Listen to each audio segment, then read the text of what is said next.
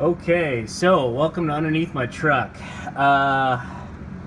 Today we're trying to put the I replaced the front seal or front bearing on the pinion here, and I torqued it to the specified torque, which is 9 to 10 inch-pounds as indicated by this thing, which still feels like a heck of a lot. I mean, that pinion feels awful difficult to turn to me, but I guess these tapered roller bearings need a certain amount of preload to function properly.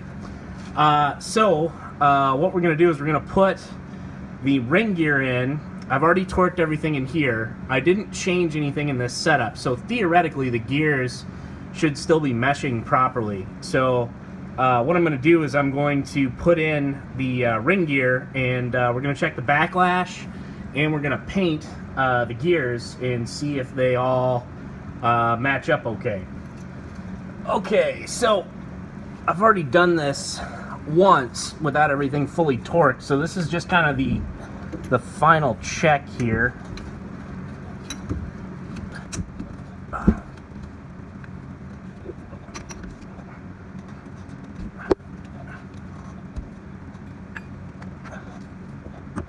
Go. Alright, and there is a bunch of old paint on everything, but I'll reposition here in a second, and hopefully you'll be able to see that the gear surfaces are in a good spot. So I'm going to put these in just finger tight for a second here to keep it from falling out.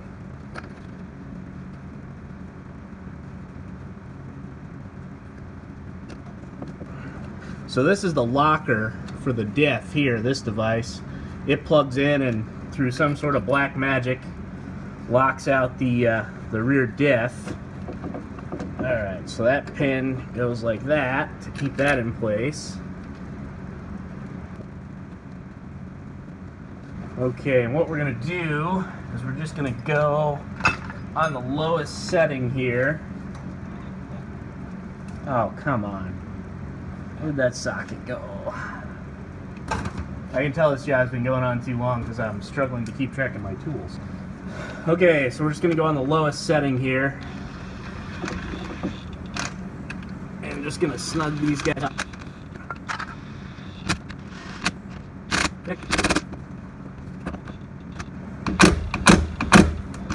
Alright, so those are nice and snug.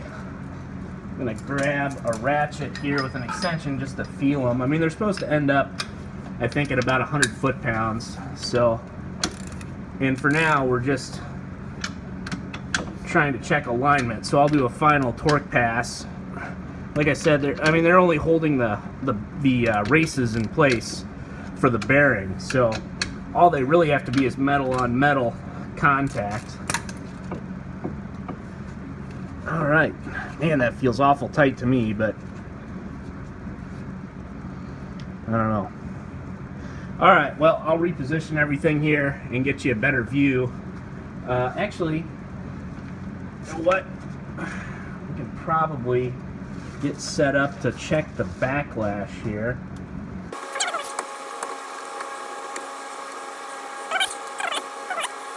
I guess we gotta come at her from the other side.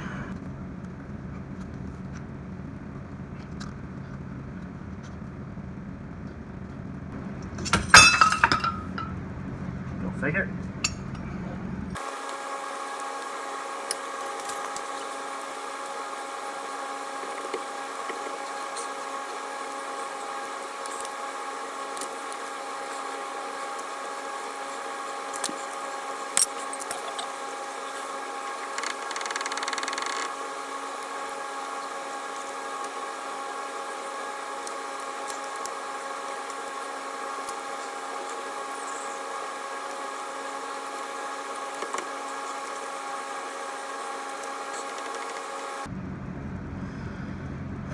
Okay, so this is less than optimum setup here, and obviously you don't have a great angle, but I'm going from, if I zero this guy out, the tolerance on the backlash was, I think it was up to 10.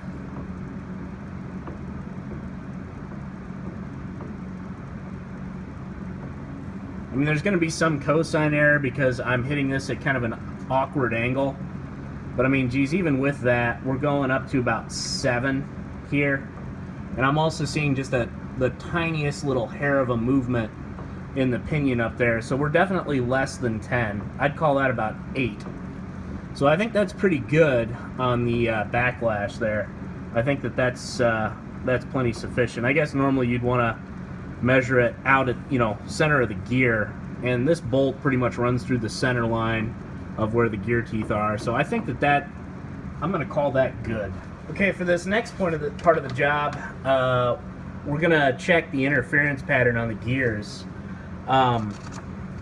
Basically, these are the directions that that came with it. What we're looking for is a contact pattern that's kind of in the center of the gear here. You know, these are the list of acceptable patterns. When I did this before I torqued everything to final spec, I was pretty much getting this. It was a little wider because these gears have worn into each other pretty well, but everything looked like it was pretty well aligned. So basically what I'm going to do is I'm just going to paint up these gears here and go ahead and check the alignment, and hopefully everything will be hunky-dory. I can glue everything back together and call it a day. So this is kind of a tedious part of the process, going around and painting all these gears. And I think this is not a case of the bigger the job, the better the job. I think you just want a relatively thin coat, you know, complete coverage, because what you're looking for is where that paint's going to wear off on these gears. Man, that feels tight to me, but that's what the specs say. It just boggles my mind that that's how tight it's supposed to be. Yeah, I don't know. This is my first time doing anything like this, so I'm following the directions very closely and hoping that everything comes out all right. I got more parts on the way in case I screw it up. I mean, I'm very unlikely to mess up anything real expensive. It's just kind of labor, and actually, you know what, to be honest, it wasn't that bad taking this whole thing apart.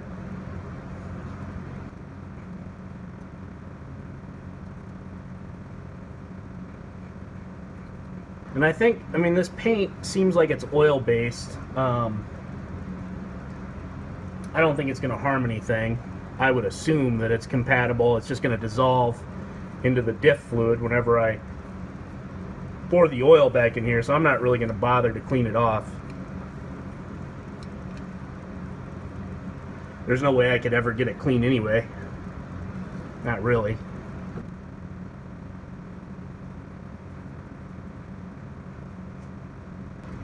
So this little can of paint costs like 10 bucks on Amazon. I would guess that I'd get probably, I mean, just based on how fast I'm going through it, I would guess I'd get about 3 or 4 paintings out of it. It doesn't really seem to dry at all. I mean, this ring gear sat out overnight with the paint on it, and the paint was still just as tacky as when I put it on. So it's really just kind of a compound to get on there to give you something to be able to see where stuff is contacting.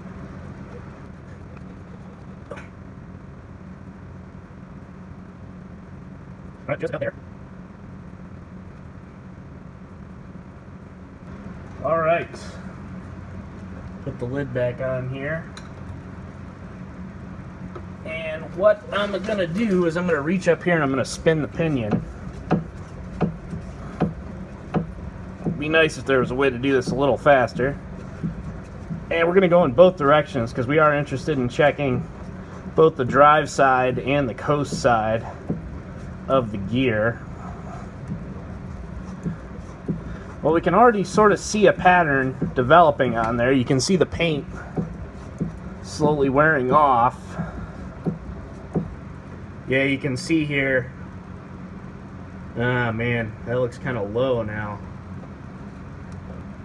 I think we're probably okay. Get something to point with here. So yeah, I mean, if you kind of look, see at this gear here, you can see, so this would be the coast side of the gear, sorry. So this would be the side of the gear that would be being acted upon when you're in reverse or just coasting. And it kind of looks like, if you kind of look at where the position is, it's good center this way. It's maybe just a little bit on the high side of the gear. Maybe just a little bit on the high side. I mean, this one looks pretty good. And then on the drive side here, let's see.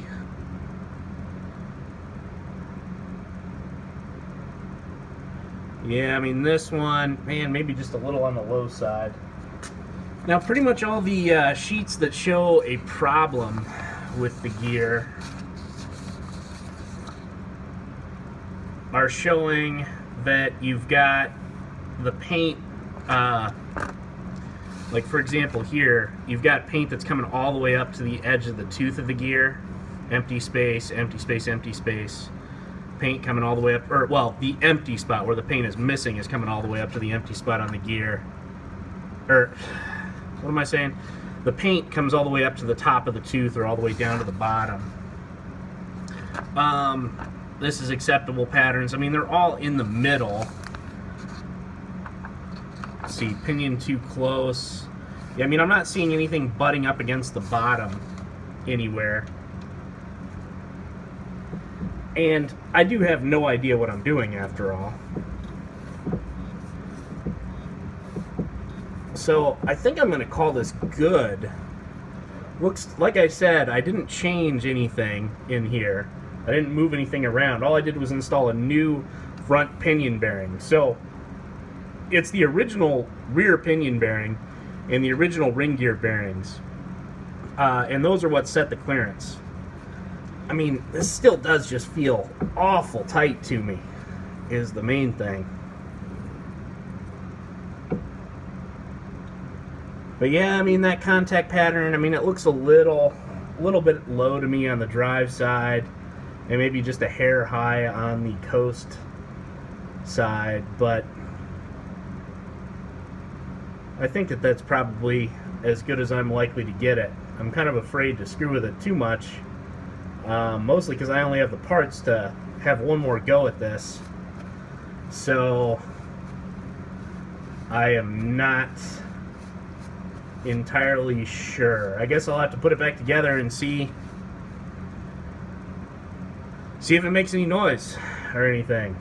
But I think I'm going to call this good. I think.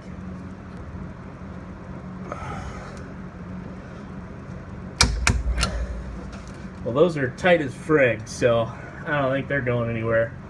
I only went up to, see, about 90 foot-pounds. I don't actually have a torque spec for them, but 90 looks about right for the, it was a fairly coarse thread on those guys, about like a lug nut, so approximately lug nut torque. And like I said, you know, you got two pieces of metal that are butted against each other, fastener holding them together.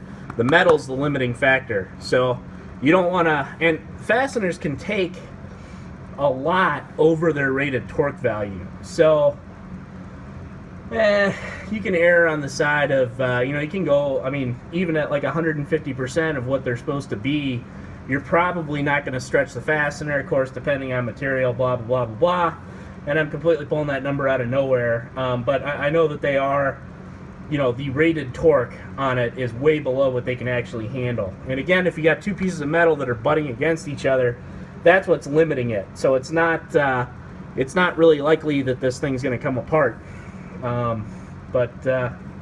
Anyway, still not real sure how I feel about the gear pattern on here. I think it's okay. Hard to know. But anywho, we'll glue it all back together, drive it, see what happens. I'm hoping nothing explodes. So, anyway, thanks for watching.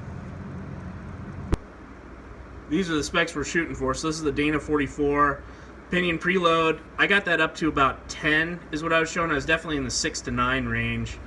And that's the amount of force it takes to turn that front pinion. Backlash, we were in 6 to 10. I was measuring, I'm going to ballpark at about 8. This is for the ring gear torque. We didn't remove the ring gear, so we don't have to worry about that. But it's that, and then just the gear interference pattern that we're looking at. So these are really all the specs they give you to go by with these rebuild kits. Of course, I didn't use the whole rebuild kit, so yeah, I don't know. And I was also a little unsure about this. I mean, I erred on the high side. I was more like 10 because I replaced one bearing. So it says new. There's 2 bearings on the pinion. So it says new 14 to 19, used 6 to 9. I was right in at about 10. So I figured, what the heck, split the difference, you know, kind of go smack dab in the middle, more toward the used side. I guess it's going to get loose as it wears. So, but anyway, that's all they really give you to go on. Not a whole heck of a lot.